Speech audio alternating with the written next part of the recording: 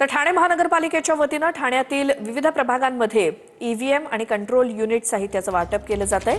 EVM प्रत्येक प्रभागात सुखरूप जाण्यासाठी महानगरपालिकेकडून बसेस ठेवण्यात आलेले आहेत। तर महापालिका निवडणुकीमध्ये व्हीव्हीपॅट मशीन नसणार आहे। याचा आढावा घेतला आमच्या प्रतिनिधीनं। ठाणे महानगरपालिका सार्वत्रिक निवडणुकीसाठी आता मोठ्या प्रमाणात अधिकारी वर्गांना आता ईव्हीएम मशीन आणि कंट्रोल युनिट देण्यात येणार आहे।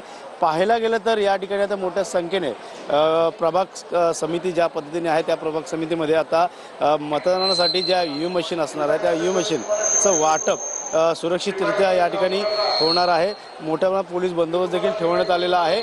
प्रत्येकाला या ठिकाणी निवडणूक अधिकारी त्यांच्या क्षेत्रामध्ये मशिनरी जी आहे ती कंट्रोल युनिट असेल या ईव्हीएम मशीन हे देण्यात येणार आहे। आमच्याकडे टोटल 20 झोन आहेत।